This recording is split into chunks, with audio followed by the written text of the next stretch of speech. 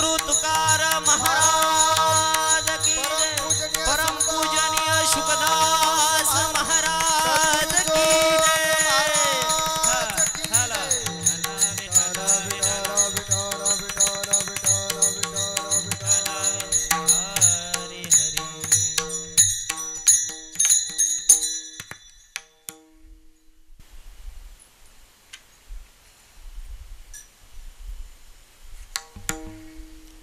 अवघेची गोड झाले,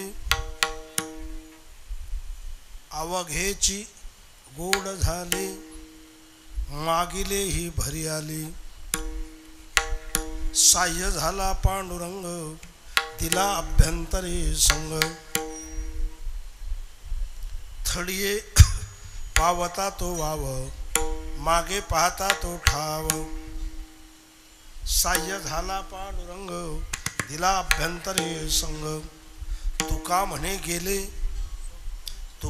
गेले, स्वप्नेचे जागे झाले। साह्य झाला पांडुरंग, दिला अभ्यंतरी संग। विठ्ठल विठ्ठल विठ्ठल विठ्ठल विठ्ठल विठ्ठल विठ्ठल विठ्ठल विठ्ठल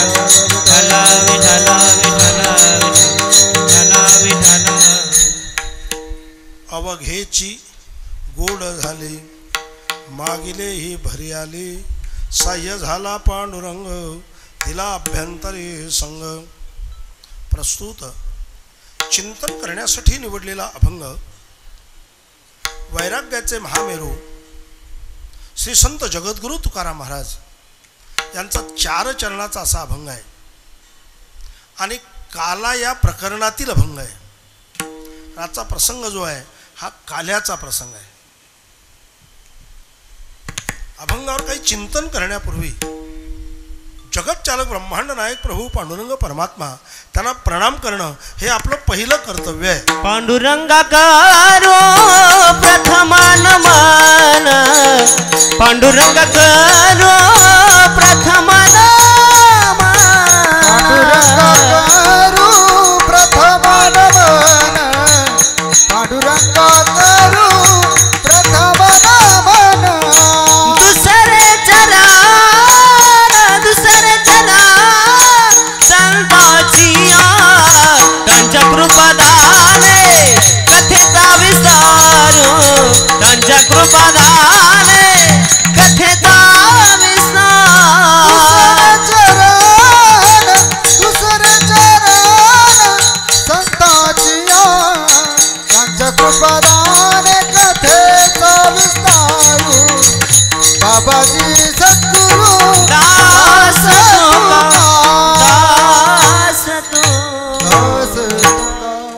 ओम नमो ज्ञानेश्वरा करुणाकरा दयाळा, तुमचा अनुग्रह लाधलो पावन झालो चराचरी। आता हृदय हे आपुले चौफाळण्या भरे, वरे बैसवू पाऊले श्री गुरुचे। श्री संताची माथा चरणावरी, साष्टांग हे करे दंडवत। अवघेची गोड झाले, मागिले हे भरी आले। साह्य झाला पांडुरंग, दिला अभ्यंतरी संग। या पवित्र स्थानावर, या मंगलमय अशा प्रसंगात हा या ठिकाणी यज्ञ सुरू आहे। हा एक ज्ञानदानाचा यज्ञ आहे। कारण आजचा दिवस एक मंगलमय असा दिवस आहे। कारण आजच्या दिवसामध्ये हे एक नवरात्र आहे। या नवरात्राची एक विशेषता आहे। पण आजच्या या नवरात्राच्या 9व्या दिवशी जगत चालक ब्रह्मांड नायक प्रभू रामचंद्र जे आहेत ते अवतीर्ण झाले होते। त्यामुळे आजच्या राम जन्माच्या निमित्ताने, राम अवतारोत्सवाच्या निमित्ताने सर्व दूरवर भजन कीर्तन कथा सातत्याने अशा प्रकारचे आज सुरू होते। आणि या उत्सवाचं औचित्य साधूनच, रामनवमीचं औचित्य साधून आदरणीय पूज्य श्रद्धेय वैकुंठवासी पूज्य सुखदास महाराज याने हे औचित्य साधलं. मला तर नंतर कळालं हे औचित्य जे होतं ते त्याने अगोदरच निर्धारित केलं होतं किंवा आपणाला हे शरीर जे सोडायचं आहे ते रामनवमीला सोडायचं आहे. या शरीराचा त्याग करायचा तो रामनवमीला. म्हणून रामनवमीच्या प्रतीक्षेत ते होते. आपणा काही मंडळीला आठवत असेल किंवा ते दृश्य डोळ्यापुढे दिसत असेल. त्यांनी काही दिवस अगोदर एखाद्या महिन्याचा कालावधी असेल असं मला वाटतं. आमच्या एका चित्रकारांना जे चित्र रेखाटायचं सांगितलं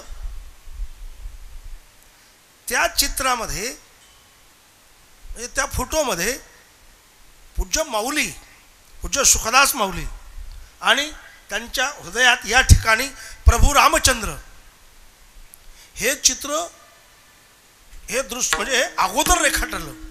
याच्यावरून खरं म्हणजे तेव्हाच आम्हाला कळायला पाहिजे होतं किंवा काहीतरी तयारी सुरू आहे.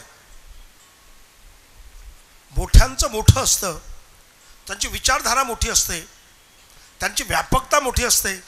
आपल्यासारख्या सामान्य माणसाला त्यांचा विचार आणि त्यांची व्यापकता हे कळण्या इतकी जरा अडचणच आहे असा त्याचा अर्थ आहे. आपण त्या अनुषंगाने कमी पडतो हा एक भाग आहे.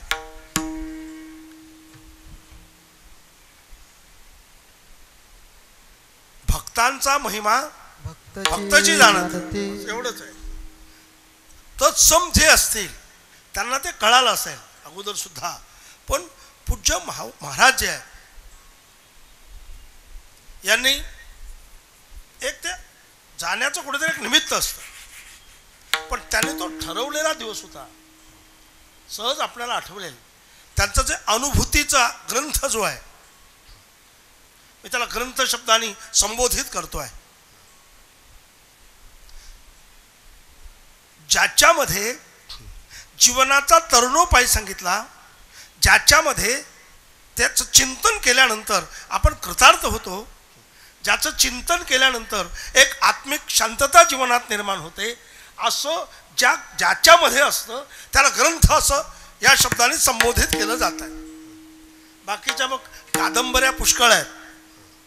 म्हणून अनुभूती नावाचा ग्रंथ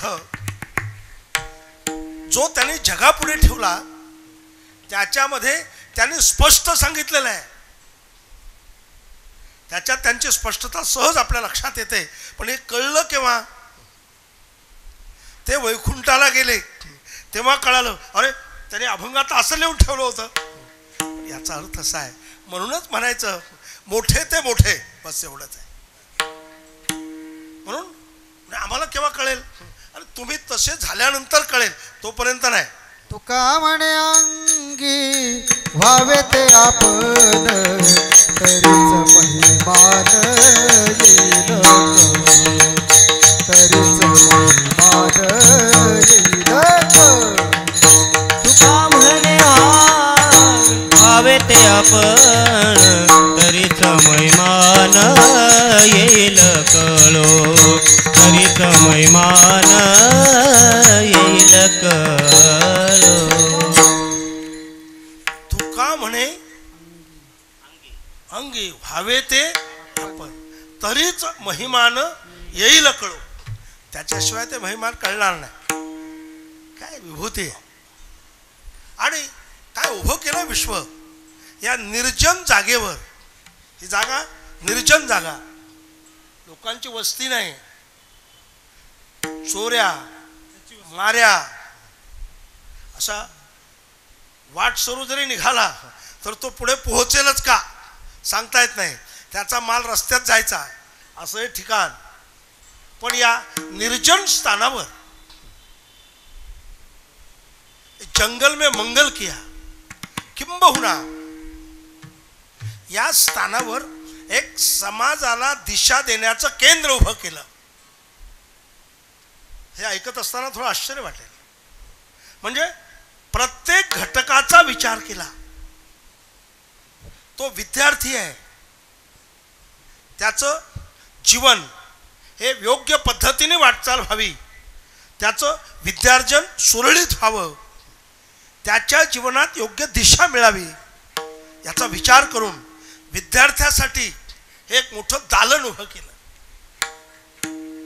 तेवढंच नव्हे, जे का रंजले गांजले त्याचे म्हणे जो आपुले, तोच साधू ओळखावा असे साधू पुरुष. इथे आजारी माणूस असला तो आला, ओ महाराजांच्याकडे मिळतं औषध, महाराजांच्याकडे आपला आजार बरा होतोय, हे शब्द ऐकल्याबरोबर आणि रस्त्याने वाटचाल करायला प्रारंभ केल्याबरोबर त्याचा 10% आजार कमी होत होता. ही ताकद महाराजांची होती, ताकद महाराजांची.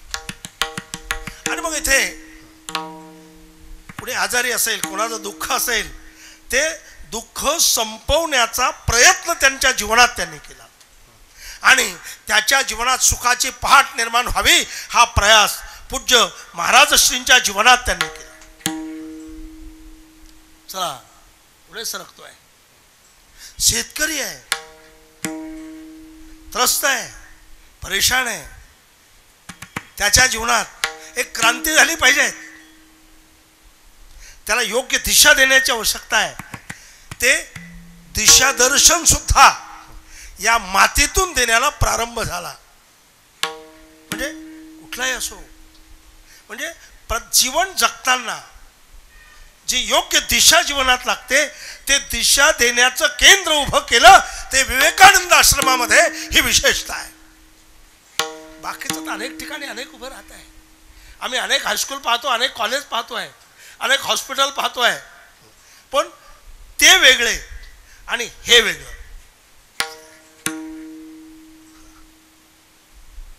म्हणून अशा महान विभूती गेले दिगंबर विश्वर विभूते, गेले दिगंबर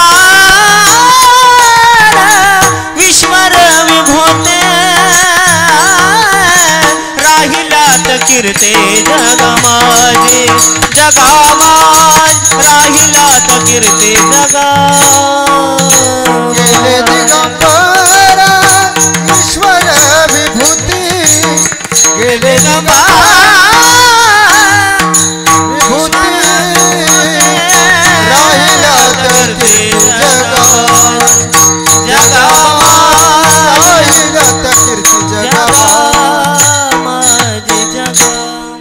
गेले दिगंबर ईश्वर विभूती, राहिल्या त्या कीर्ती जगा माझी. म्हणजे असे एक महान व्यक्तिमत्व असे पूज्य महाराजश्री, त्यांनी बरोबर तिथी शोधली.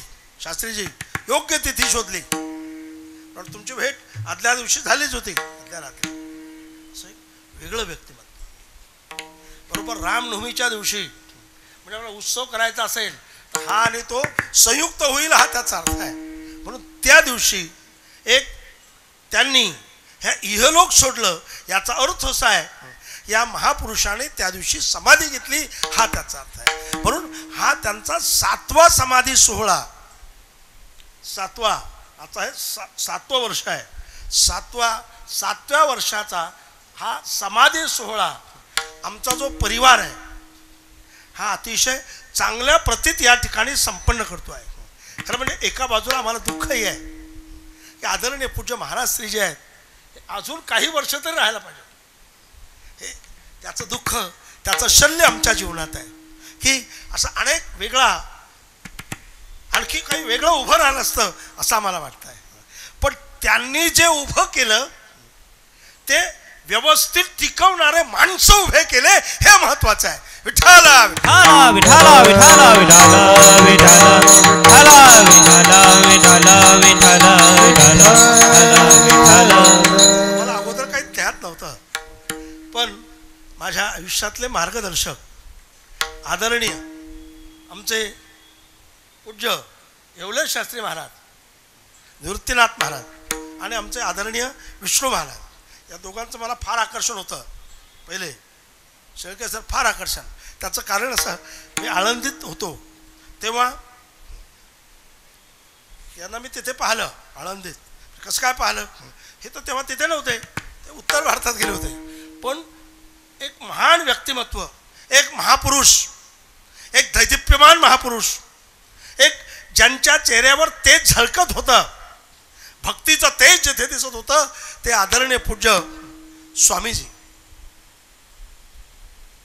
रामसुखदासजी महाराज. आणि माहेश्वरीत मी आलो, मला लोकांनी सांगितलं हे ते चालले ना, ठेंगणेच होते हे पहिल्यापासून. शास्त्रीजी सुद्धा एवढं शास्त्री महाराज हे जे चालले ना ते हे महाराज जवळच. आणि आमचा जाऊन योग आला दर्शन घ्यायचा. बाकीचे पोरं मला म्हटले, आमचे विद्यार्थी ते जे आहेत ना ते हे तुमच्याच भागातले ते कोण शास्त्रीजीने हे दोघं जण. आणि एका महान महापुरुषांचा सेवा करण्याचा त्यांचा योग आला.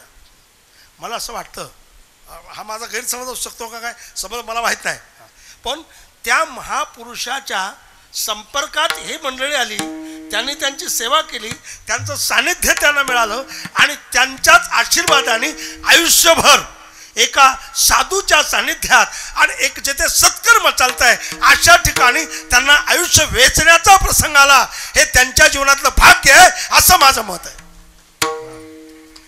हे माझं मत आहे. मी हा शब्द बोरे सर, मी हा शब्द त्यांच्या अद्याप आयुष्यात वापरला नाही.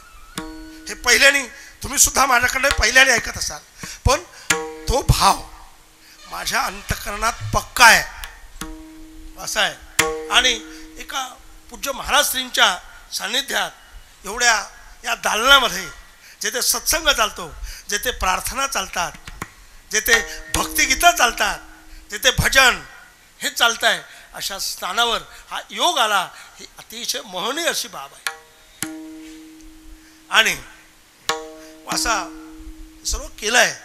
आणि सर्व मंडळी मी जास्त नामनिर्देश करणार नाही, पण आमचे आदरणीय सर मलपाणे सर फक्कड महात्मे आहे, एक त्यागी जीवन आहे.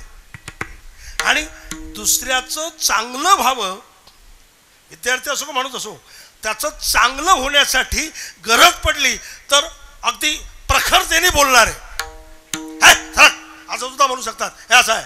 पण त्याच्यामध्ये एक ममता आहे, त्याच्यामध्ये एक निष्काम प्रेम आहे.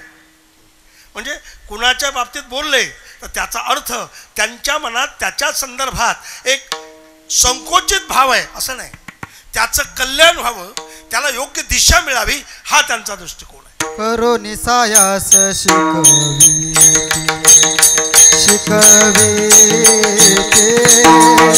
करो निसायास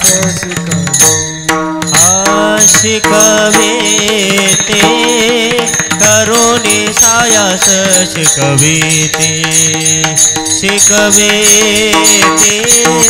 करुणी सायास शिकवेते सहज बोलाणे हित उपदेश करुणी सायास शिकविती करुणी सायास शिकविती सहज बोला हित उपदेश शिकवेते करुणी सायास शिकवेते करुणी सायास शिकवित. एक गोष्ट मी त्यांची पाहून शिकलो महाराज. असा त्यांच्याकडे पाहून अनेक गोष्टी माणूस शिकू शकतो. तुम्हाला सांगतो मी त्याचा वाहप पूर्ण करणार नाही, कारण ते त्यांना पटणार नाही, त्यांना ते आवडणार नाही, म्हणून मी त्या संदर्भात कुठलंच काय बोलत नाही. आता आमचे आदरणीय गोरे सर, आमचे आदरणीय अशोक भाऊ शेळके सर, ही मंडळी म्हणजे एक एकाहुनी बळी रे. आणि असं व्यवस्थित चाललं. लोक काय म्हणत माहिती का, आता कसं होईल, आता महाराष्ट्र वय खुंडाला गेले, आता कसं होईल. अरे आता कसं होईल म्हणणारे लोक कायमच असतात, इतकं डोक्यात ठेवा.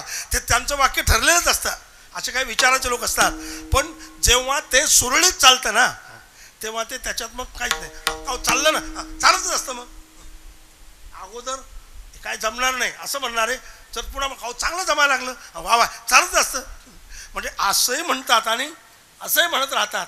पण कोण काय म्हणतं याच्याकडे थोडं बाजूला सारून आपण योग्य करतो का याचा विचार करत जीवनातली वाटचाल असावी, हा त्याचा अर्थ आहे.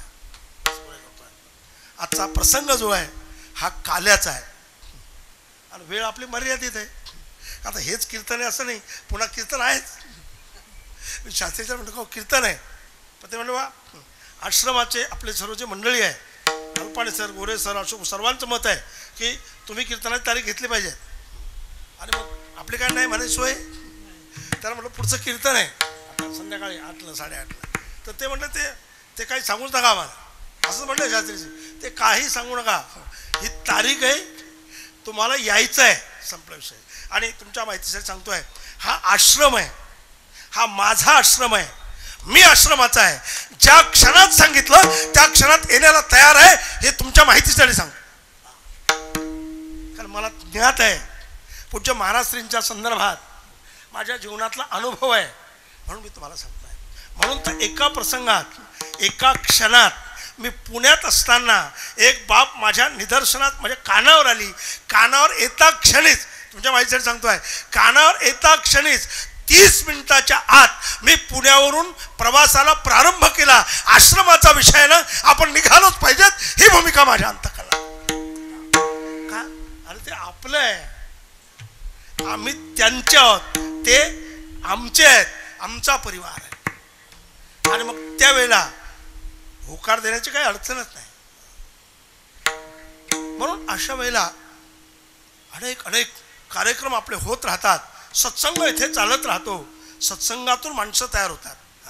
मलाही सांगतोय, विद्वत्ता निर्माण जरी झाली, विद्वत्ता जरी मिळवली, पण जीवनात सत्संग नसेल तर त्याचा काही उपयोग नाही. काय ठरलं? शून्य शून्य शून्य. म्हणून विद्वत्ता असणं आवश्यकच आहे, पण विद्वत्तेबरोबर संतसंग आवश्यक आहे. जीवनाचं कल्याण सत्संगात आहे. चला, आणि आजचा प्रसंग जो आहे हा काल्याचा प्रसंग आहे. विठ्ठल विठ्ठल विठ्ठल विठ्ठल विठ्ठल विठ्ठल विठ्ठल विठ्ठल विठ्ठल काला काला म्हणजे दोन वस्तूचं एकीकरण म्हणजे काला. दोन पदार्थ एकत्र करणं म्हणजे काला. वेगळेपणाच नसतं म्हणजे काला. भिन्नत्व भाव संपुष्टात येणं म्हणजे काला. द्वैतात्मक भाव नसणे म्हणजे काला. दुसरा भाव सांगतो, आत्यंतिक दुःखाची निवृत्ती आणि परमानंदाची प्राप्ती म्हणजे काला. जीवाची जीवदशा संपुष्टात येणे म्हणजे काला. जीवाची जीवदशा संपुष्टात जेव्हा येते तेव्हा जीव जो आहे हा परमात्मा होतो, हा त्याचा अर्थ आहे.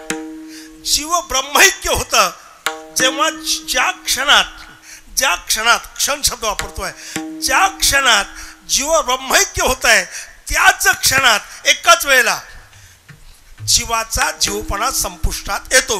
हा भाग याला म्हणतात काला. तो का म्हणे काला? कोठे अभेद देखिला. काय आश्चर्यकारक आहे. भेद नाही मांडला, कुठे अभेद देखिला. तो का म्हणे भेदाभेद गेला वाद खंडोणे, म्हणजे भेदही नाही आणि भेद काहीच राहिलं नाही. हा काला आहे. जीवन दोन वाक्य वापरतोय. जे आपल्याला शरीर मिळालं ते काल्यासाठी मिळालं. हे जर मिळालं हे काल्यासाठी मिळालं. काला हे आपल्या जीवनातलं अंतिम ध्येय आहे. आपल्या जीवनातलं मुख्य साध्य जर कोणतं असेल तर काला आहे. काल्यासाठी जन्म आहे. जन्म तर अनेक होत गेले, अनेक जन्म आहेत. कुत्र्याच्या, मांजराच्या, सर्पाच्या, साड्याच्या, पालीच्या, कोबड्याच्या, वाघाच्या, सिंहाच्या, चिमणी, कावळ, अनेक जन्म आहेत. पण मानवी शरीर इतकं महत्त्वाचं आहे. दोन प्रमाण सांगून मी सरळ पुढे जाणार आहे.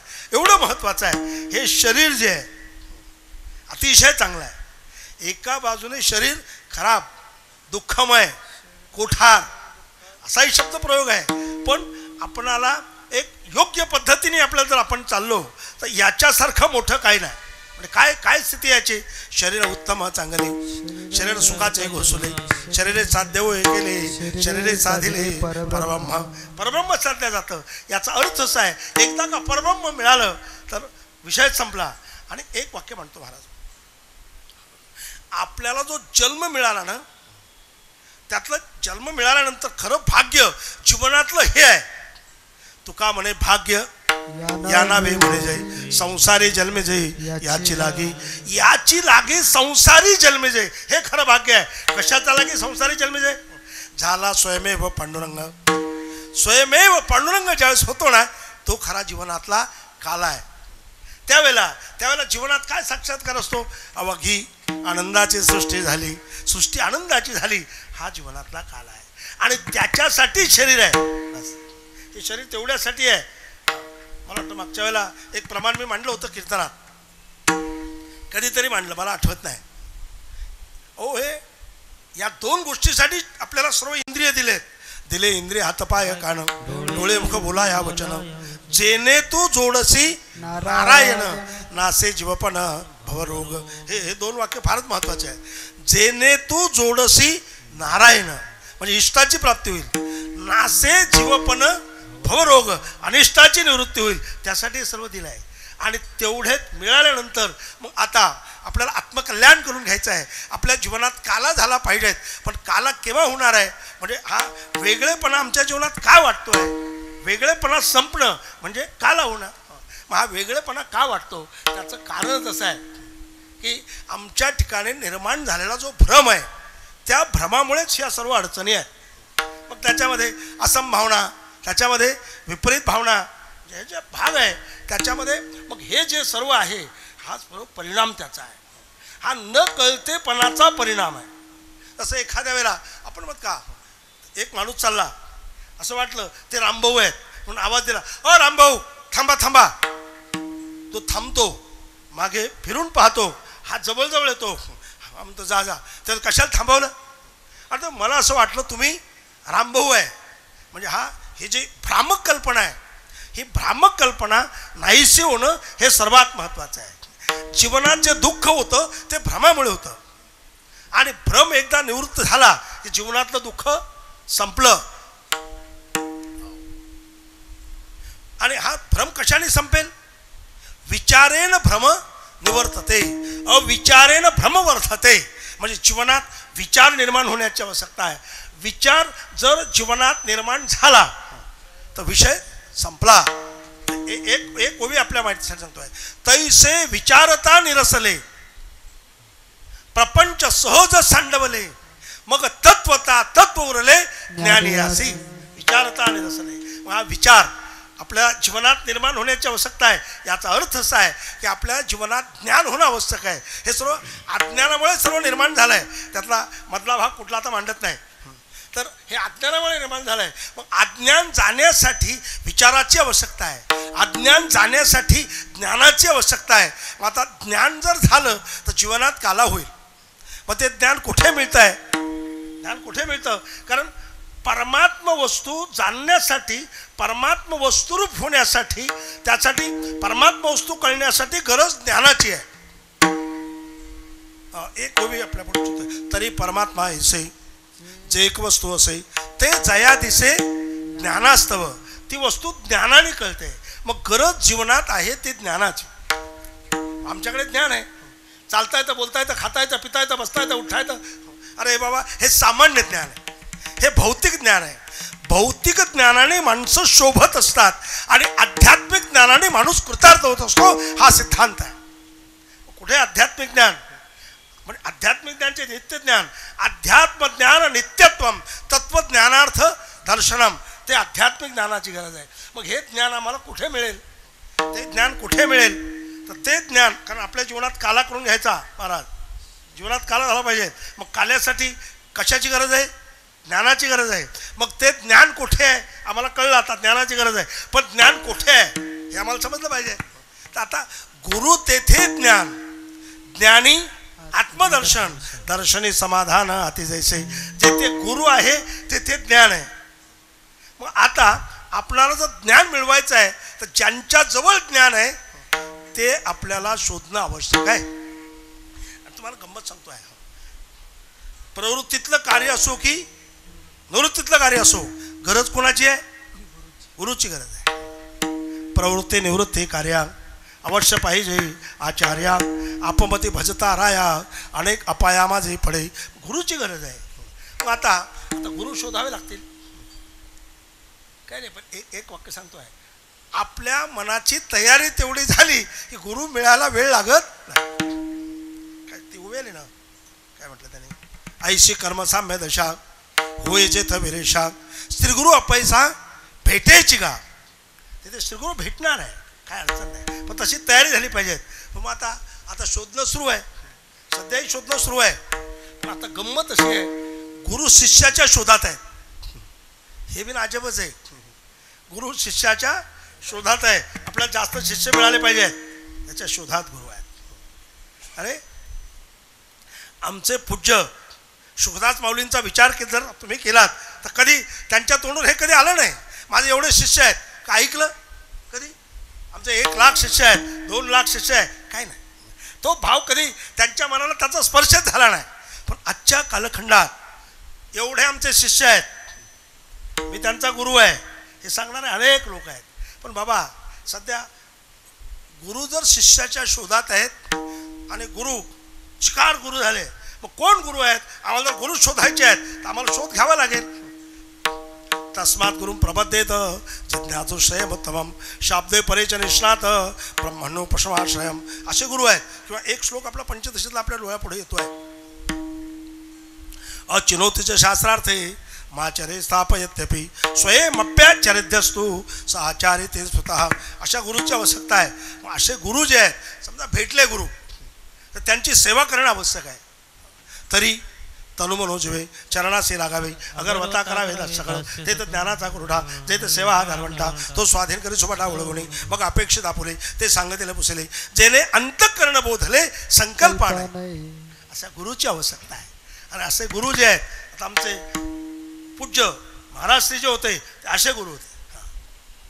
असे गुरु होते. कधी हे आमचे शिष्य आहेत त्यांनी असं केलं असं कधी त्याला वाटलंच नाही. सर्व सारखं आहे. म्हणून असे जे गुरु आहेत त्या गुरुची सेवा झाली किंवा आपली तशी तयारी झाली की गुरु आपोआप भेटतात. आणि एकदा का जीवनात गुरु भेटले चिंताच मिटली. तसं एक उदाहरण फक्त अल्पशा शब्दात मानतोय.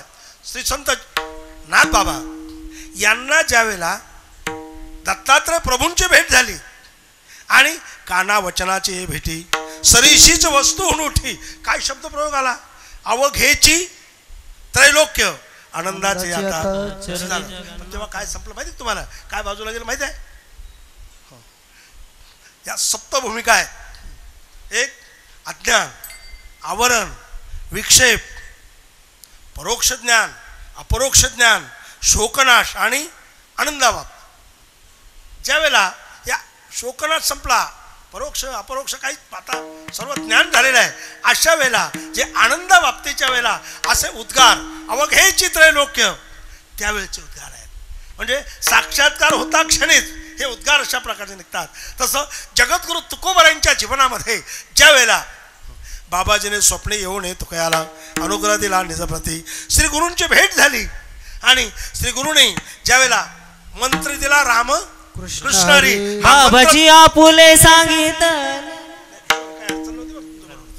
तर हा मंत्र दिला आणि सांगितलं, तर तो मंत्र मिळता क्षणीच ज्यावेळेला श्रीगुरूचं दर्शन होता क्षणीच त्यांचा भाव जो आहे हा बदलून गेला, हा त्याचा अर्थ आहे. त्यावेळेला एक भाव निर्माण झाला, जळी स्थळी काष्टी पाषाणी परमात्माचा आहे हा भाव निर्माण झाला. ज्यावेळेला हा भाव जीवनात निर्माण होतो ना, त्यावेळेला जीवनातलं दुःख कायमचं संपतं, हा महत्त्वाचा भाग आहे. आणि त्याच वेळेला जीवनात एक गोडपणा निर्माण होतो. गोडपणा केव्हा निर्माण होतो? जेव्हा कडूपणा जातो तेव्हा गोडपणा निर्माण होतो. आम्हाला संसारातही असं वाटतं, बरं झालं बरं आता आमच्या घरात सर्व गोडच झालं, आता काही अडचण राहिली नाही. एक गंमत आहे संसारातली, सकाळी म्हणतो आमच्या घरातलं आता काही अडचण राहिली नाही, बस बस गोड झाला, आता काही अडचण राहिली नाही. सकाळी गोड झालं म्हणतो आणि संध्याकाळी पुन्हा कडू होतं. सकाळी बँड बाजा, दुपारी बोमल बाजा, हे संसारातलं चित्र आहे. असं होतं गोड झालं बरं, अवघं गोड झालं, एवढ्यात आटोपलं नाही. पूज्य महाराज श्रींच्या जीवनामध्ये म्हणजे किंवा जगद्गुरु तुकोबारायांच्या जीवनात एवढं नाही. ज्या वेळेला हा प्रभूचा साक्षात्कार झाला ना, त्यावेळेला त्यांच्या जीवनात जो एक परिवर्तन झालं, त्यांच्या जीवनात एक लाट गोडपणाची लाट निर्माण झाली, त्यावेळेचे शब्द आहेत. पण जेव्हा गोडपणा, केव्हा जेव्हा कडूपणा जातो तेव्हा गोडपणा निर्माण होतो. हे मांडलं नाही काय. पिकली या सेंद कडूपणा गेले तैस्या म्हा केले पांडुरंगे. काही काळ त्या सेंदाणामध्ये कडूपणा आहे, पण एकदा का परिपक्वतेवर झालं मग त्याच्यामध्ये गोडपणा निर्माण होतो. कधी कधी माणसाने बाबा ताबडतोब त्याला असं वाटतं जमलं जाता. अरे घासावं लागतंय, साधना करावं लागते, आपल्या क्षेत्रात तपश्चर्या करावी लागते, तेव्हा ते झुलतं. हा त्याचा अर्थ आहे. काही दिवस वाट पाहावी लागते. माणसाला तर वाट पाहायची इच्छाच नाही गुरुजी. असं वाटतं की ताबडतोबच गेलो की लगेच भेटलंच पाहिजे ताबडतोब. अरे बाबा जर वेळ पहा, त्याचा जरा वेळ काढा, त्याच्यासाठी थोडी सेवा करा, तेव्हा ते मिळेल. ताबडतोब कसं मिळेल? पण म्हणून गोडपणा जीवनात, शेवटचे गोड तेच खरे गा. गोड झालं मग विषय मिटला. तसं म्हणतात ना, देव तिळे आला गोडे गोड जीव झाला. गोडे गोड जीव म्हणजे देव स्नेहात आला. आता पूर्ण गोडपणा निर्माण झाला. म्हणून जीवनात गोडपणा निर्माण होणं महत्त्वाचं आहे.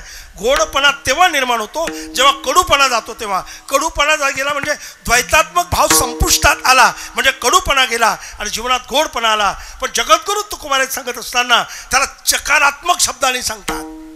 चकारात्मक म्हणजे चकारात्मक शब्द कोणता माहिती? चाचीचे षष्टीचा प्रयोग आहे नाही का गुरुजी? चाचीचे सर षष्टीचा प्रयोग आहे. षष्टीचा प्रयोग म्हणजे कोणत्या नाथ षष्टीचा प्रयोग आहे का? काय एखाद्या दुसऱ्या कोणाचं नाव षष्टी त्याचा प्रयोग आहे. हा व्याकरणातला भाग आहे. खरं म्हणजे व्याकरणावर अतिशय जोर देणं ही आवश्यकता आहे. व्याकरणावर जोर दिला की तो ज्याने चांगला व्याकरणावर जोर दिला तो चांगला वक्ता होऊ शकतो. म्हणजे हुशार तर होईलच, पण तो चांगला वक्ता सुद्धा होऊ शकतो. सध्या व्याकरणाचा तिळमात्र समज येत नाही आणि वक्तेपणात काहीच कसर नाही. हो महाराज आता आश्चर्य झालं.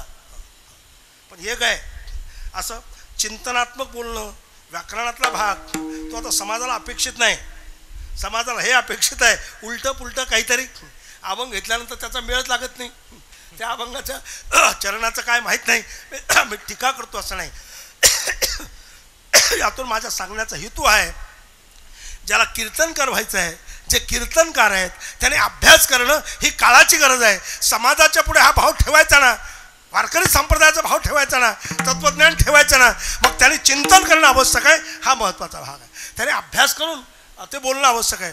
पाहून या ग्रंथ करावे कीर्तन, तेव्हा आले जाणं फळ त्याची, अशी एक स्थिती आहे. म्हणून तुकोबारायांच्या जीवनातला हा कडूपणा जेव्हा संपुष्टात आला आणि पूर्णपणे चकारात्मक म्हणतात की आमच्या जीवनात हा गोडपणा निर्माण झाला, पण त्याचं काय तर मागचं उपयोगात आलं. हे अभंगाच्या पहिल्या चरणात अवघेची गोड झाले झाले, अवघेची गोड झाले झाले, गोड झाले झाले, अवघेची गोड झाले. हो अवघेची गोड झाले, अवघेची गोड झाले, अवघेची गोड झाले. हो अवघेची गोड झाले झाले, अवघेची गोड झाले झाले. माघलिया भरी झाल, गलिया भरी झाल, साय झाला पांडुरंग. हो साय झाला पांडुरंग. मागिले हे भरी आले, भरी साय झाला पांडुरंग. हो साय झाला पांडुरंग. रंग रंग रंग. मागिलेही अवघेची गोड झाले. गोड झाला आता काय अडचण आली नाही. गोड झालं, गोडच झालं ना. आता हा 2024 म्हणजे गोडच झालं. 5 म्हणजे जास्त चिंतन म्हणणार नाही. 500 वर्षापासून प्रतीक्षा होती अयोध्येमध्ये रामललाच्या मूर्तीची प्राणप्रतिष्ठापना व्हावी. ही अनेक वर्षाची 500 वर्षापासूनची प्रतीक्षा होती. महाराज मला सुद्धा त्याच्यासाठी जेलमध्ये राहावं लागलं. आपल्या माहिती सांगताय, मी सुद्धा जेलमध्ये होतो. अगदी नैनी जेलचा सुद्धा आनंद उपभोगला. नैनी जेल म्हणजे आपलं प्रयागचं तुम्ही काय आत गेले नसाल, बाहेरून गेले असाल, तुम्ही नैनी जेलच्या बाहेरून गेलात, पण मी त्याचे मोठमोठे दोन्ही दरवाजे पार करून आतमध्ये गेलो, आतमध्ये ठेवलेलं होतं. म्हणजे का रामललाची मूर्तीची प्राणप्रतिष्ठापना व्हावी एवढ्यासाठी तो उपद्व्याप, म्हणजे ते प्रयत्न अशा प्रकारचे होते. किंबहुना एक वेळेला महाराज शास्त्री महाराज आपण एक वेळेला तिथे पारायण केलं, ज्ञानेश्वरी पारायण. आणि त्या अयोध्येमध्ये पारायण जेव्हा केलं आहे तेव्हा मी अभंग घेतला होता, भीत नाही आता आपुल्या मरणा. तुकोबारायांचा अभंग की आता आमच्या मरणाला मी भीत नाही, आता कुठल्याही स्थितीत प्रभू रामचंद्राचं मंदिर उभं राहिलं पाहिजेत हा आमचा संकल्प होता. आणि प्रभूने तो संकल्प पूर्ण केला. एवढा आनंद झाला महाराज, काय सांगा तुम्हाला, एवढा आनंद की प्रमाणाच्या बाहेर आनंद. मी पूर्ण वर्णन करणार नाही, त्यातला विषय पूर्ण सांगणार नाही, पण एवढा आनंद की अप्रतिम आनंद. असं वाटत होतं आपल्याला मरायची वेळ आली ना, म्हणजे मेलो तरी चालतं, पण एकदा प्रभू रामचंद्र अयोध्येत विराजमान झालेले पाहावेत. आणि ज्या दिवशी 22 जानेवारीला प्रभू रामचंद्र पाहताना डोळ्यातून अश्रू येत होते. एका बाजूला एक आनंदाश्रू सुयायचे काय, आणि मागचं ध्यानात यायचं लोकांना मारलेलं, अनेक लोक गेलेले, आपल्या जिल्ह्यातला सुद्धा एक जण गेला आहे त्या आंदोलनामध्ये, असे अनेक. पण एक परिवर्तन मानतो आहे, जेव्हा गेलो पहिल्याने तेव्हा आमच्या मागे काड्या घेऊन लागत होते, काड्या, पिस्तूल, बंदूक, गोळे मारतो हट असं म्हणत होते. आणि दुसऱ्या वेळेला गेलो ना त्यावेळेला परिवर्तन असं पाहिलं की आम्ही जाताना आणि येताना मला ही बाब आमचे आदरणीय पूज्य भास्कर गिरे महाराज, कारण आम्हाला VVIP पास होती, VIPच्याही पुढची पास होती. ज्यावेळेस समोरच बसलो आणि पहिल्या 15 मिनिटाच्या आत आमचं दर्शन झालं. आणि ते अधिकारी जे होते पहिले VVIP वाले जे होते त्यांना शांततेने एकदम गडबड नाही करायचे, एकदम आरामाने, अधिकारी एकदम आरामाने. पण त्यावेळेचं चित्र पहिल्या वेळेला काठ्या घेऊन मागे लागत होते आणि दुसऱ्या वेळेला असे रांगेत मिलिटरीवाले आणि पोलीस उभे होते शास्त्रीजी, आणि एकच म्हणते जय श्रीराम, जय श्रीराम, जय श्रीराम. म्हणजे दोन्हीतला परिवर्तनाचा भाग जो आहे हा आपल्यापुढे या निमित्ताने मांडला. आणि माझ्या जीवनातला तो आनंद होता, म्हणून या वाक्याच्या निमित्ताने आनंद व्यक्त केला. कारण अवघेची गोड झाले प्रभू रामचंद्राच्या निमित्ताने. आज राम जन्म आहे म्हणून अवघेची गोड झाले, मागिलेही भरी आले. कधी कधी कसं होत माहिती का, मागितले ते भरी आले असं नाही, तर मागिलेही, कशी वाक्यरचना कशी गमतीची आहे, मागिलेही भरी आले. पहिलं तर मला वाटतं आपल्या लक्षात आलं असेल, अवघेची म्हणजे संपूर्ण आता काय झालं, गोड झालं. दुसरा शब्द प्रयोग असा आहे त्याच्या पुढचा उत्तरार्धात त्याच्या, मागिलेही म्हणजे ही अव्यय. तुमच्या पुढे बोलताना जर आम्ही बेजारच असतो, ही अव्यय म्हणजे मागचं सुद्धा भरी, भरी म्हणजे उपयोगात, म्हणजे मागिलेही भरी आले म्हणजे मागचं सुद्धा उपयोगात आलं. पहा बरं, घेतले जन्म मागे सार्थक त्याचे झाले हो. म्हणजे मागे जन्म घेतले, मागच्या जन्मात भगवत भक्ती केली म्हणून ती आता उपयोगात आली. असं त्यात घेतले जन्म मागे सार्थक त्याचे झाले हो. धन्य आनंदाची सापडले वेळ, होते बहुत दिवस आर्त वागवले, आजी अकस्मात फळ दिवाले. म्हणजे हे जे आहे अनेक जन्म घेतले आणि त्याचा आता फलश्रुती आमच्या हातात आता आली, हा त्याचा अर्थ आहे. तसंच आहे, एकदम अचानक कोणतं घडत नाही बाबा. आता आदरणीय पूज्य महाराज श्री जे आहेत शास्त्रीजी, एवढे असतील, एवढे लहान लहान लहान असतानाच मंदिरं तयार करायची. खेळताना जसं बाकीचे पोरं खेळतात ना वेगळं वेगळं, तर यांचं खेळणं कोणतं, मंदिर उभं करायचं आहे, त्याच्यात मूर्ती बसवायची आहे. कधी लहान लहान, अगदी लहान मूर्ती बसवायची आहे. याचा अर्थ लक्षात आला का तुमच्या काय ते, मागिलेही भरी आले असा त्याचा अर्थ आहे. म्हणजे मागच्या जन्मातला फलश्रुती या जन्मात. आता आम्ही वेगळंच खेळतो, भांडे कुंडे खेळा, वखर खेळा म्हणजे वेगळं वेगळंच आमचं चालतंय. पण महाराजांच्या जीवनात ते नाही, खेळ हे होते महाराज, तुम्हाला माहीत असतील नसतील मला माहीत नाही, पण खेळ हे होते.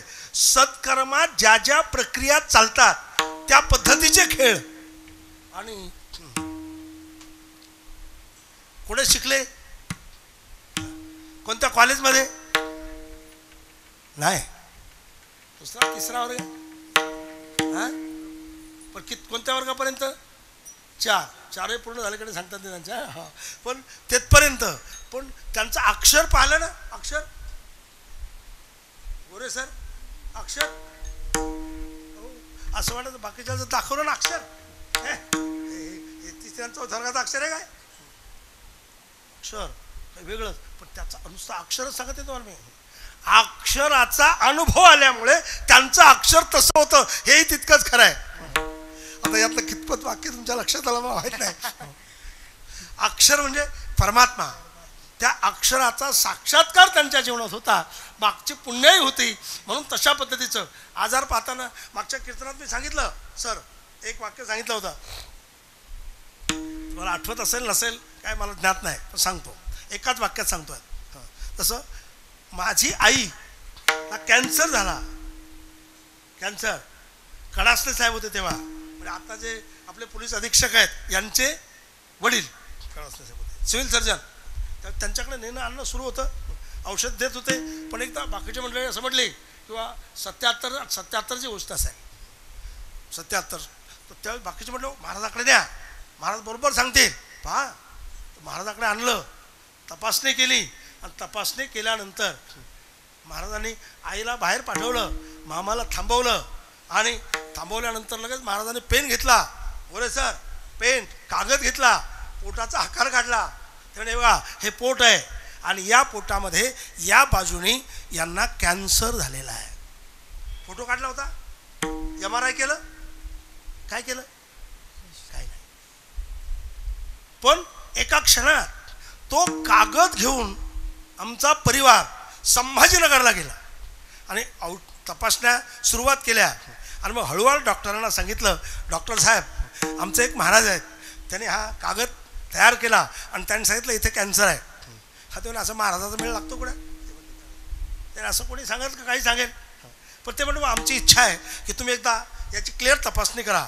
आणि मग तिथनं एक भाग जो आहे हा मुंबईला पाठवला, आणि मुंबईहून रिपोर्ट आला की हा कॅन्सर आहे. ही शक्ती, ही ताकद, हे ज्ञान अद्भुत आहे, या निमित्ताने आपल्या पुढे मांडतोय. विठ्ठला विठ्ठला विठ्ठला विठ्ठला विठ्ठला विठ्ठला विठ्ठला. मला कोणता शब्द वापरायचा शास्त्रीजी? मागिलेही. हे ज्ञान कोठे शिकले? कोठे झाले MS? कोठे झाली MD? नाही, हे सर्व जे होतं ते मागिलेही, म्हणजे सर्व मागचं होतं बाबा. मागिलेही भरी आले असा त्याचा होता. मागचं उपयोगात येतं. म्हणून डोक्यात ठेवा, जीवनात जे सत्कर्म आहे, कुठे सप्ताह सुरू आहे तर तिथे अन्नदान करा. हो, आमची पंगत घेता का? तुमच्या गावात सप्ताह आहे, आमची पंगत घ्या, म्हणजे ते नक्की तुम्हाला उपयोगात येणार आहे. म्हणतो ना आपण, उपयोगात येणार आहे. एक उदाहरण बघा, वस्त्रे हरणे वस्त्रे कैशी झाली माऊली. कशी काय झाली? वस्त्रे हरणे वस्त्रे माऊली कसं काय मिळाले वस्त्र एवढे? देवाचं चिंतन केलं, मान्य आहे, ठावा केला, कृष्णा धाव रे बाबा, लवकर रे बाबा, तूच आमचा कैवारी आहे, अरे तू आमचा कैवारी, तूच आहे, धावून ये. पण त्याने विचार केला, हे तर चिंतन करतात, आपली हाकही मारलेली आहे, पण काही दिलेलं आहे का? मागचं काय आहे का? देवही लय भारी आहे महाराज, ते मागचं काय दिलं तर पाहतो. घेशी तेव्हा देशी असं आहे, उदार आहे, पण जेव्हा घेतो तेव्हा देतो, हा त्याचा अर्थ आहे. त्यावेळेला जेव्हा भगवान श्रीकृष्णाला लागलं, बोटाला रक्त निघायला लागलं, त्यावेळेला कपडा फाडला, वस्त्र स्वतःच, आणि त्याला चिंधी गुंडाळली. त्याचा परिणाम, त्या धाग्याचा परिणाम वस्त्राच्या रूपाने समोर आला. याचा अर्थ असा आहे, मागिलेही भरी आले. मागच्या जन्मातलं येतं पण याही जन्मातलं भरी येतं हा त्याचा अर्थ आहे. म्हणून मागिले ही भरी आले. भर जरी शेला फाडून भर जरी शेला चिंदी बांधते द्रौपदी हरच्या पोटाला चिंदी बांधते द्रौपदी हरच्या पोटाला चिंधी बांधते हरच्या बोटाला चिंधी बांधते हरच्या बोटाला. गुरुजी वाटून नुसतं सांगून राहिले प्रमाण. आपल्या कीर्तनातली गंमत अशी असते की प्रमाणाशिवाय बोलण्याला काही महत्त्व नाही. जसं त्या कोर्टात वकील उभा राहिला ना, त्यांनी कुठला तरी कायद्याचा आधार घेतला तर त्या बोलण्याला महत्त्व आहे, नाही त्यांनी त्याचं डोकं किती लावू द्या त्याला काही महत्त्व नाही. या कलममध्ये असं झालं होतं, मागचा निकाल असा लागला होता, हे असं आहे, घटनेत असंच आहे, तेव्हा ते जमतो मेळ. आता त्याची काही लोकांना गरज वाटत नाही मला. बस त्याने असं रंगवलं पाहिजे, विषय संपला. इथं हा रंगवणं एवढाच विषय नाही, त्याला प्रमाण. बोटाला काय बांधली? हां चिंदी बांधली ना, मग त्याला जेवढे धागे होते ना त्याचा परिणाम पुढे दुष्टोत्पत्ती झाला, हा त्याचा अर्थ आहे आपल्या लक्षात आला. चला पुढे म्हणतोय. म्हणून अवघेची गोड झाले मागिलेही भरी आले. मागचं उपयोगात आलं, पण एक महत्वाचं आहे, मागचं उपयोगात आलं, गोडही झालं, पण ते सहजासहजी झालं नाही. जगाच्या मालकाचं सहकार्य लाभलं म्हणून झालंय. असं म्हणतात ना, साह्य झाला पांडुरंग दिला अभ्यंतरी संघ, हे जसं म्हटलं त्याने. किंवा आणि महाराजांनी अनेक ठिकाणी विनंती सुद्धा केली, महाराज आता माझं साह्य येथे करावे देवा, करून या साह्य पूर्वी मनोरथ व्हावे कृपावंत तुका म्हणे. तसं तो जगाचा मालक जो आहे हा साह्य होतो, सहकार्य करतो. मी एक मागे उदाहरण सांगितलं होतं, असा 4 व्हीलर चालली, त्यात 2-4 माणसं बसलेले होते, क्रुझर चालली, रस्त्याने जाता जाता समोरून एक ट्रक आला, ट्रक, आणि त्या ट्रकने ती क्रुझर धडकवली, म्हणजे त्याला ठोस मारली. आता ठोस मारल्यानंतर काही गेले आणि काही राहिले त्याच्यातले. तर जिवंत राहिल्यानंतर लोक भेटायला गेले, वा वा वा वा तुमचं चांगलं जमलं, तुम्ही जिवंत राहिले, ते तर मेले. ते म्हणलं मग ते माझ्या लक्षात झालं. काय म्हणतो तो? माझ्या लक्षात आलं, समोरून ट्रक आला, त्याची धडक अशी बसणार आहे, मग आता अशी गाडी होणार आहे, आणि मग आपण वरच्या बाजून धरलं पाहिजेत म्हणून जगलो. अरे काय बावळ्यासारखं. ॲक्सिडेंटच्या बाबतीत आम्हाला ज्ञात आहे, महाराज काहीच कळत नाही, हा त्याचा अर्थ आहे. एका क्षणात तो कार्यक्रम आटपून जातो, अशी गंमत आहे त्यातली. पण हा म्हणतो नाही नाही, ते का नाही असं डोकं लावलं आणि मी असं वरून पकडलं आणि त्याच्यावर जगलो. अरे तुला जगत असताना साह्य झाला, हो देवाचं सहकार्य मिळलं म्हणून जगला, पण लोक ते काहीच नाही, आपल्यामुळे जमलं म्हणतात ते. पण परमात्मा साह्य होतो हा त्याचा अर्थ आहे. परमात्मा साह्य होतो म्हणजे कुठे झाला का? मग होतो ना. एकच उदाहरण सांगणार, अर्जुन आणि कर्णाचं युद्ध अतिशय शक्तिशाली युद्ध होतं ते, कारण दोन्ही पराक्रमी, हा काही कमी नाही. कोण अर्जुन सुद्धा जेने संग्रामी हरुजिंतीला निवात कवचाचा ठाव फिडला पवाडात्वा केला गंधर्व, असा अर्जुन एवढा पराक्रमी. आणि कर्ण तर विचारूच नका, दोन्ही पराक्रमी. तुमच्या लक्षात आलं, कर्णाने बाण मारल्यानंतर जेथे भगवान शंकर रथावर आहेत, भगवान श्रीकृष्ण रथ चालवायला आहेत, तरी सुद्धा कर्णाच्या बाणाने अर्जुनाचा रथ मागे सरकत होता. अर्जुनाच्या बाणाने कर्णाचा दुप्पट जरी मागे गेला, पण काही अंशात का होईना, पण हे कर्णाची ताकद मोठी होती. पण कर्णाला पराभूत केलं, अर्जुनाकडून असंभव होतं, पण देवाने सहकार्य केलं म्हणून ते जुळलं. त्याचं कटकारस्थान केलं, जुळवलं, ते काही बाकीचा विषय सांगत नाही. पण कर्णाला म्हणजे अर्जुनाला कोणाचं सहकार्य मिळालं? अर्जुन देवला सहकार्य करतो महाराज, आपल्या ध्यानातच नाही राहत नाही का? बरं आपल्याकडे डोक्यात राहतं तेव्हा सहकार्य. म्हणून मी नेहमी म्हणतो बाबा, मी नेहमी एक वाक्य वापरतोय की मला जे एवढं प्रवास, एवढं चाललोय, एवढं पळतोय, पळा पळा पळा पळा. आज तुम्हाला सांगितलं नाही का, दाताशी दातच भिडला नव्हता, बोलताना भिडला असेल तितकाच भिडला, हा त्याचा अर्थ आहे. म्हणजे हे असामान्य भाव आहे. पण बोलत राहा, करत राहा, काही नाही, तो जगाचा मालक सांभाळतो हा त्याचा अर्थ आहे. म्हणून तुकोबाराय सांगतात की गोड झालं, मागचं उपयोगात आलं, पण कुणाचं साह्य झालं? साह्य झाला पांडुरंग, साह्य झाला पांडुरंग, साह्य झाला पांडुरंग, साह्य झाला पांडुरंग.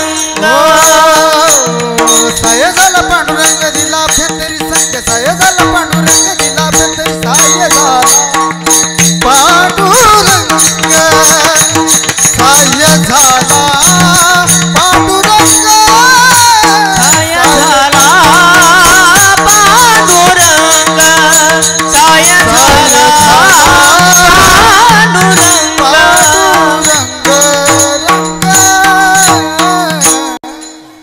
साह्य झाला पांडुरंग दिला अभ्यंतर हे संघ. आतापर्यंत आपल्याला साह्य झाला 6:45 वाजेपर्यंत. आता तिथपर्यंत घड्याळ गेला असता असा माझा अंदाज आहे. आता 6:45 पर्यंत गेला असं काय. साह्य झाला पांडुरंग आणि 7ला आपल्याला थांबायचं आहे. साह्य झाला कारण पुन्हा नंतर दुसरं कीर्तन आहेच.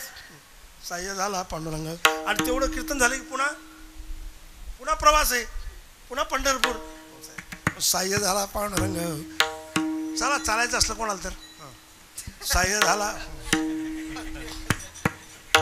चैत्रवारी आहे महाराज, चैत्रवारी आहे, यात्रा आहे सध्या.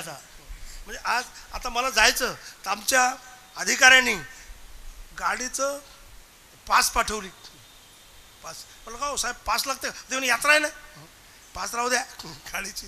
म्हणजे यात्रा आहे चैत्राची, थोडी कमी भरेल कारण आपलं दर्शन पदस्पर्श दर्शन बंद आहे, मुखदर्शन सुरू आहे सकाळी 5 ते रात्री 11 पर्यंत. या चैत्रवारीमुळे आपण आतलं काम बंद ठेवलं सध्या, पुन्हा काम सुरू करायचं आहे, असं विशेष आहे. साह्य झाला पांडुरंग दिला अभ्यंतरी संघ, तिला अभ्यंतरी संघ दिला म्हणजे अंतरंगात तो आता त्याने संघ दिला, तो अंतरंगात विराजमान झाला हा त्याचा अर्थ आहे. तरी जयाचे चोखटे मानसी मी होऊन असे क्षेत्र संन्यासी, तेथे क्षेत्र संन्यास घेऊन राहिलो आहे. म्हणजे त्याच्या अंतरंगामध्ये थांबलो आहे. तसं म्हणतात ना, विठ्ठलाला आत कोंडलं. कोणी कोंडलं? जनाबाईने. हृदय बंदी खाना केला, हृदय बंदी खाना केला, हृदय बंदी खाना केला, हृदय बंदी खाना केला. धरिला पंढरीचा चोर, धरिला धरिला पंढरीचा चोर. हृदय बंदी खाना केला आत विठ्ठल कोंडेला. जिही हृदय मंदिरी हरी साठविला, साठविला हरी जिही हृदय मंदिरी. हा परमात्मा त्याने सहकार्य तर केलंच, पण हे विशेष मोठं काम केलं. दिला अभ्यंतरी संघ. का गोड कसं काय झालं तुमचं? अभ्यंतरी संघ दिल्यामुळे गोड झालं. अभ्यंतरी संघ मागचं कसं काय उपयोगात आलं? मागचं उपयोगात आलं म्हणजे मागचं उपयोगात आल्यामुळे दिला अभ्यंतरी संघ. अभ्यंतरी संघ दिला म्हणजे त्यांनी साह्य केलं म्हणून दिला अभ्यंतरी संघ. बस पुढे करतोय. साह्य झाला पांडुरंग दिला अभ्यंतरी संघ. कारण अगदी वेळेत थांबायचं. नक्की किती वाजले हो? नाही तर होईल पंचायत माझी. विठ्ठला विठ्ठला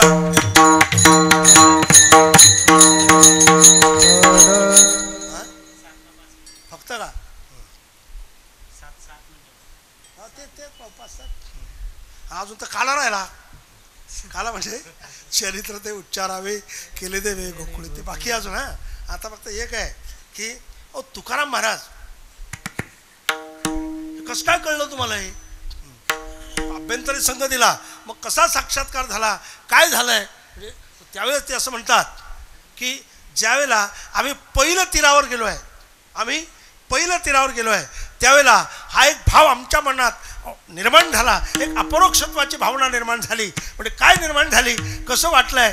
तर ते असं म्हणतात की ज्यावेळेला पहिलं तीरावर गेलो ना महाराज, पहिलं तीरावर जायच्या अगोदर हे अख्खं खरंच वाटत होतं, अख्खं खरं वाटत होतं, खोटं असताना खरं वाटत होतं, पण त्यातच आम्ही बेजार होतो.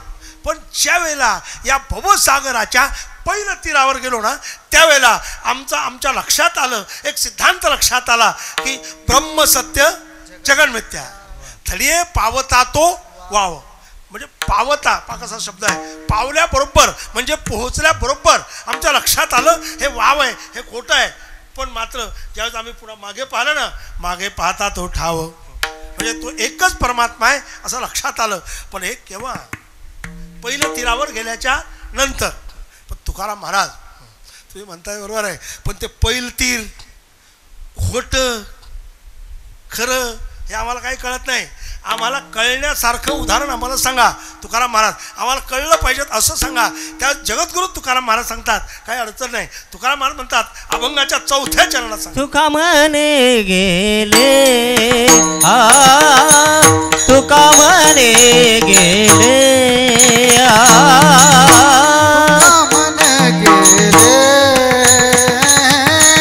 तुका म्हणे गेले स्वप्नीचे जागे झाले, स्वप्नीचे जागे झाले, साय झाला पांडुरंग, साय झाला पांडुरंग, साय झाला पांडुरंग, साय झाला पांडुरंग. गेला भंतरे संग,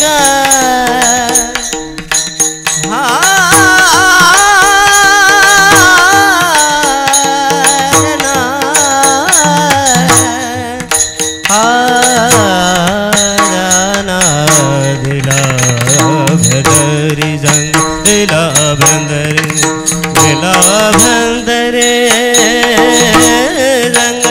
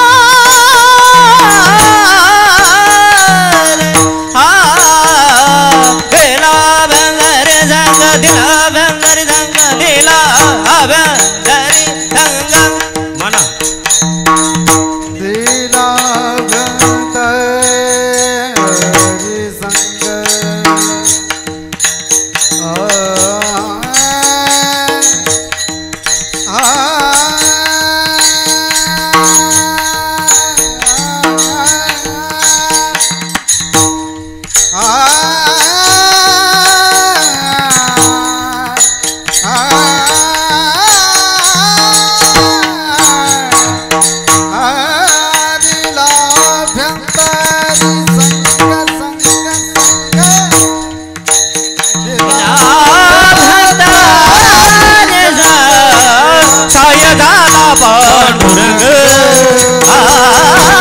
जय झाला पांडुरंग, पांडुरंग पांडुरंग पांडुरंग.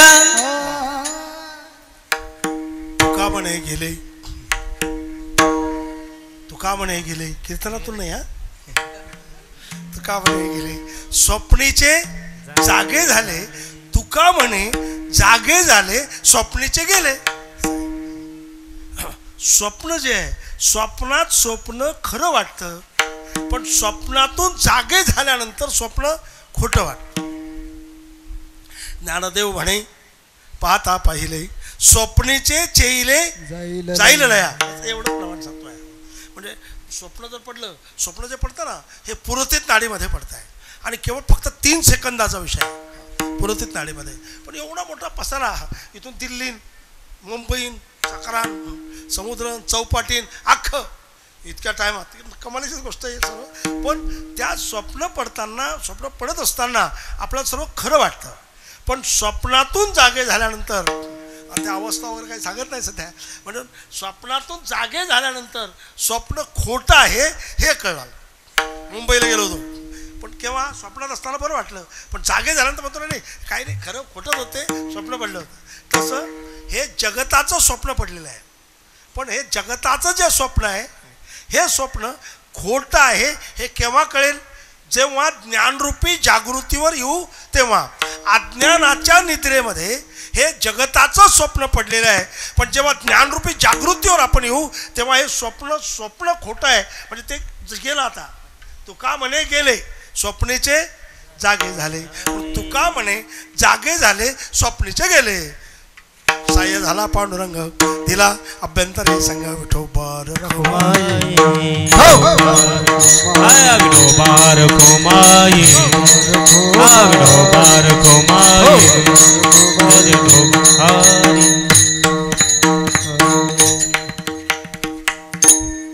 चरित्र ते उच्चारावे केले देवे गोकुळी. भगवान श्रीकृष्णाने जे गोकुळात चरित्र केलं त्याचा उच्चार करायचा आहे. तर भगवान श्रीकृष्ण अवतीर्ण झाले. कृष्ण गोकुळे जन्मला दृष्टा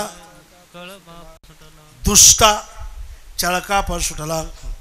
दृष्टा नाही हा द्रू नाही दुष्टा. पुढे गंमत होती याच्यामध्ये. दुष्टा चळका पर सुटला होता कृष्णाचा अवतार. आनंदे करते घरोघर. कृष्ण अवतीर्ण झाला. अवतीर्ण झाल्याबरोबर सर्व दूरवर त्याची माहिती मिळाली आणि माहिती मिळता क्षणीच गवळणी जे आहेत त्याला का उठलेले आहेत. त्यांनी शौच विधी वगैरे सर्व आटोपलेला आहे. स्नान संध्या केलेला आहे. सळा संभार्जन केलेलं आहे. नवीन वस्त्र अलंकार परिधान केलेले आहेत. नवीन वस्त्र अलंकार परिधान केल्यानंतर ताटं घेतलेले आहेत. सुट्टे घेतलेले आहेत. आणि शांताबाई राधाबाई कांताबाई जे आहेत यांनी धावायला सुरुवात केलेली आहे. तेव्हा राधाबाई विचारतात, अहो शांताबाई राधाबाई कांताबाई तुम्ही कुठे चाललात? गवळण म्हणती गवळणीला पुत्र झाला यशोदेला.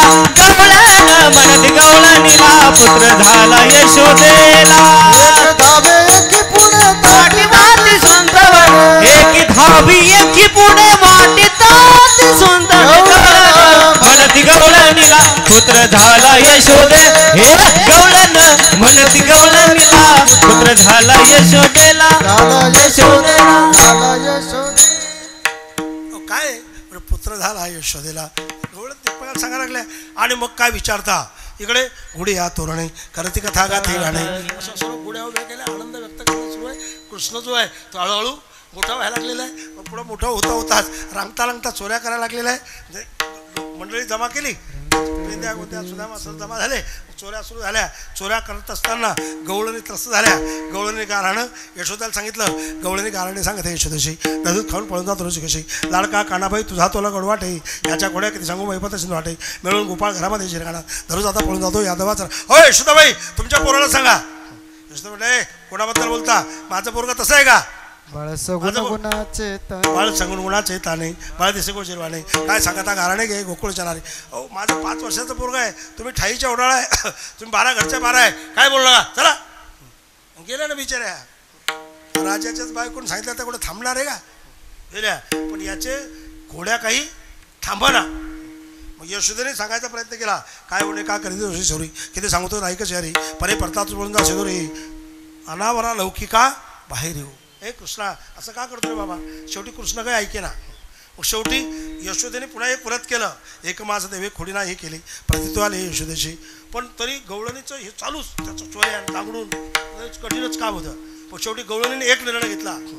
आता यशोदेकडे जाऊन सांगायचं आहे की तुमच्या पोराला सांगा नाही तर आम्ही गोकुळ सोडून जातो. बस जातो आम्ही गोकुळ सोडून आमुच्या सुना घेऊन.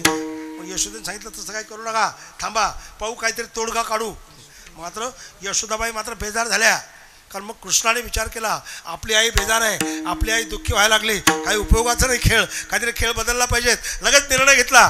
उद्या जाईन मी राणा सवे घेऊन या गोधना. लगेच गेले. काय गोपाळ संवड आहे म्हणा घेऊन या जाई खेळी नंदाचा काळा. खेळ सुरू झाले तिकडे. मग गाई वळणं सुरू केल्या. बरं का गाई वळल्या पाहिजे. हा गाई वळल्या पाहिजे. गाई वळणं सुरू केल्या. गाई वळल्या. गाई आता फुगल्या सुद्धा. पण काही वळता वळताही चमत्कार केले. एक प्रमाण सरळ गिरी गोर्धने नाही उचलेला काल्या मासरपण हातून आणला जळत म्हणावं मुकेच्या प्राशीला येता गाजून चिरोणी सांडीला हो असे चमत्कार केले. मात्र नंतर गाई फुगल्या. आता गाई बसल्या. गाई बसल्या शांत आता पाणी पिऊन. आणि मग पाणी पिऊन गाई बसल्यानंतर काय सुरू झालं माहिती तुम्हाला? हमामा हो ना. मग हमामा पोरा हमामा हमामा पोरा हमामा हमामा पोरा हमामा हमामा पोरा हमामा पोरा हमामा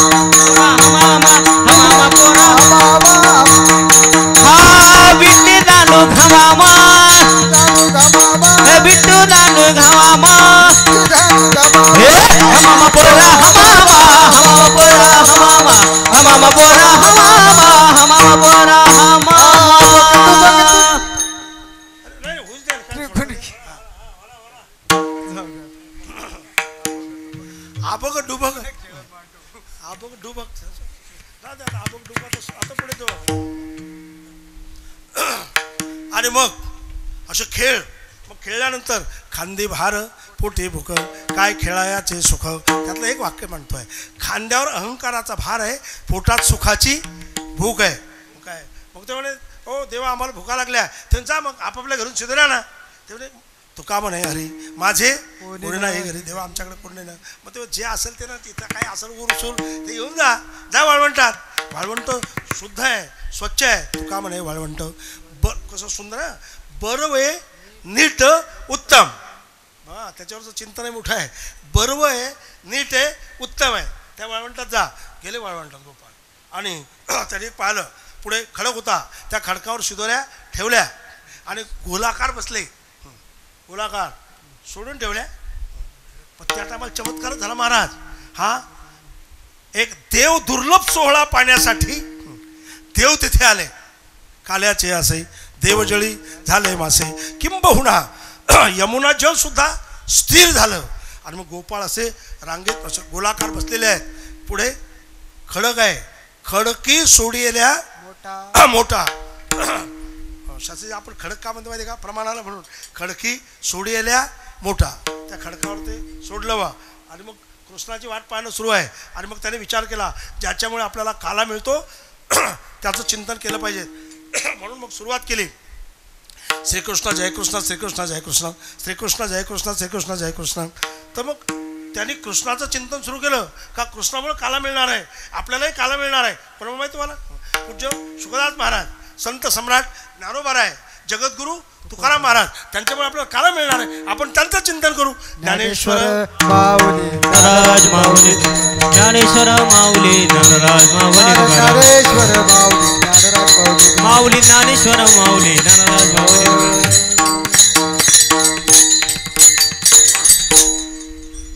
एक विनंती वजा सूचना करणार आहे. ती सूचना म्हणजे माहिती आपल्यापुढे काही ठेवणार आहे. असं म्हणतो ना, कीर्तन काही सूचना द्यायच्या गावा, तशी सूचना देतो आहे. माझ्या मनात सहज भाव निर्माण झाला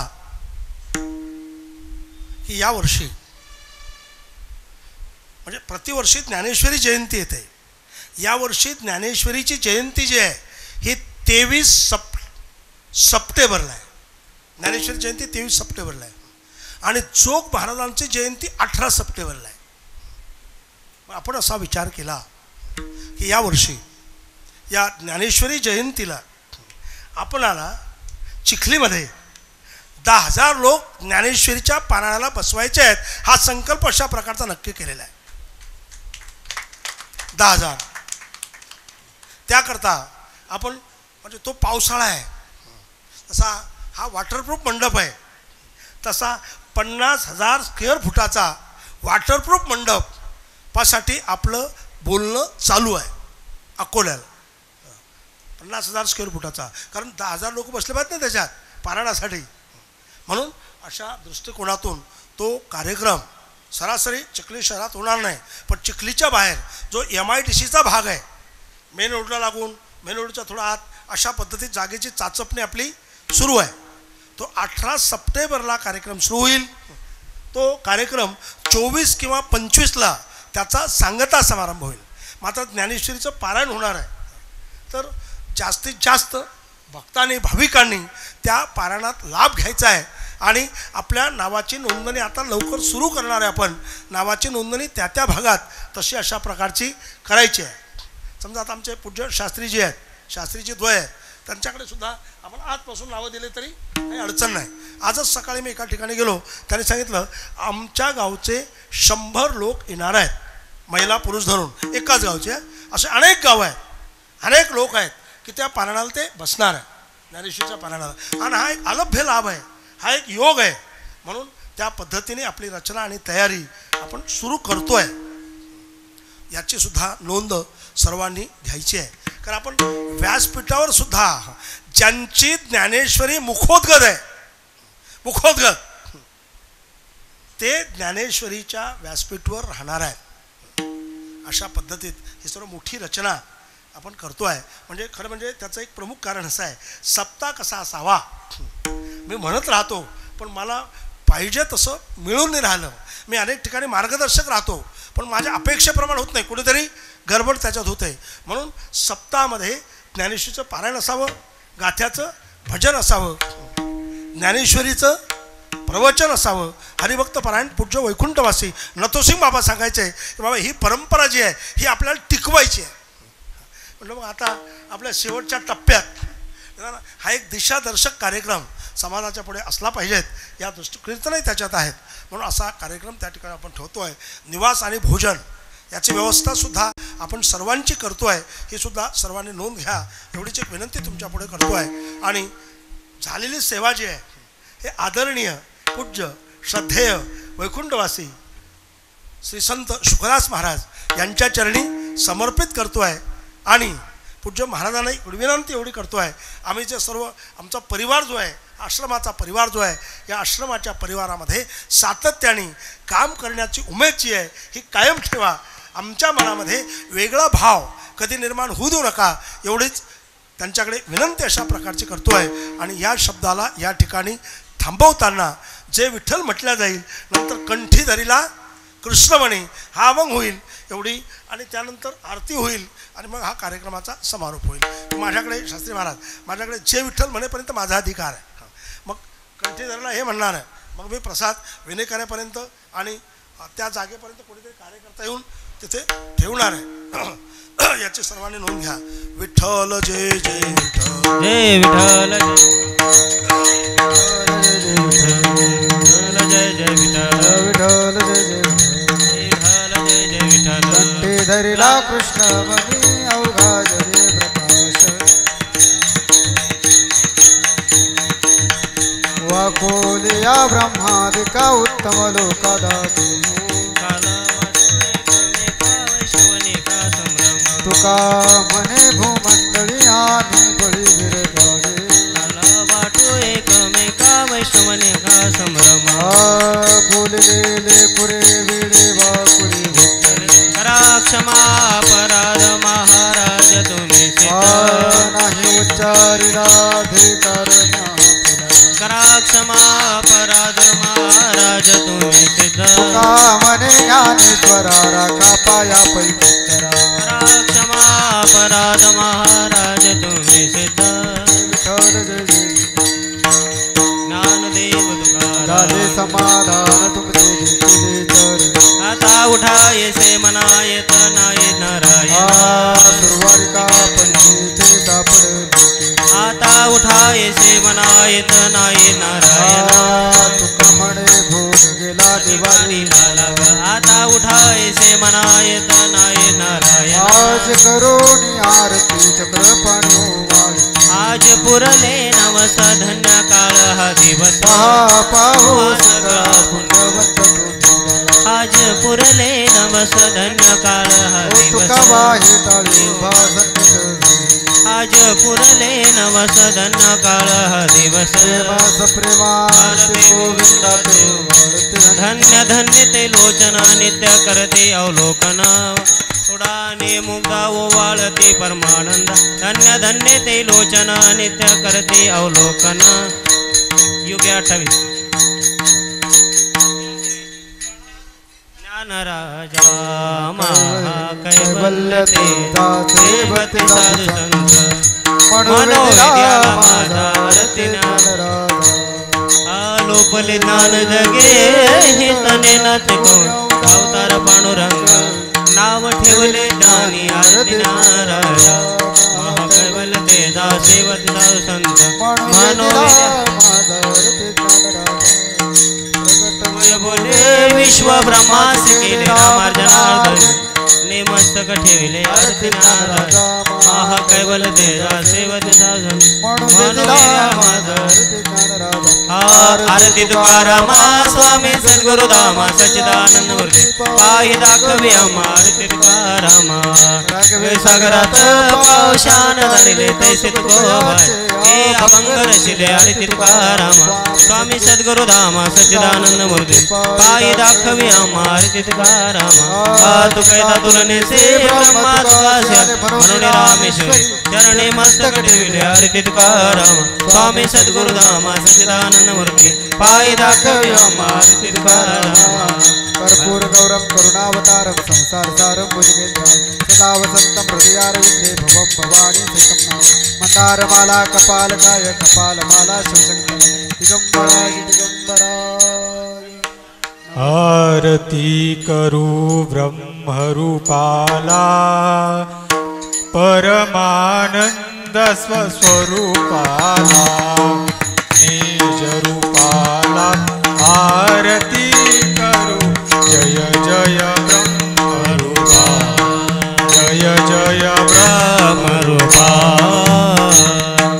अद्वैत क्रिया शुद्ध मुक्ता निर्गुण निराकार अव्यक्ता अनाम अरूपा स्वयं सीधा आदि अंति तुझी संचला आरती करू ब्रह्मरूपाला परमानंद स्वस्वरूपाला निजरूपाला आरती करू जय जय ब्रह्मरूपा जय जय ब्रह्मरूपा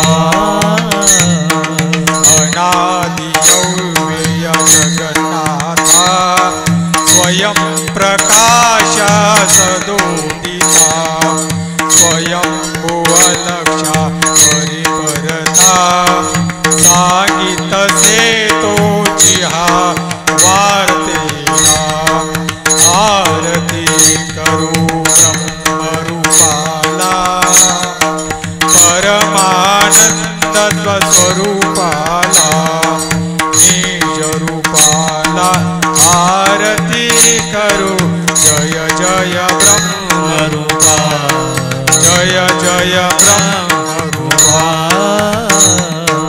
अपार अमुपा परात्परा परम पुरुषा सर्वेश्वरा शुकदास म्हणे तुम्ही खरा माझ्या मी करीतो आरतीला आरती करू ब्रह्मरूपाला परमानंद स्वस्वरूपाला निजरूपाला आरती करू जय जय ब्रह्मरूपा जय जय ब्रह्मरूपा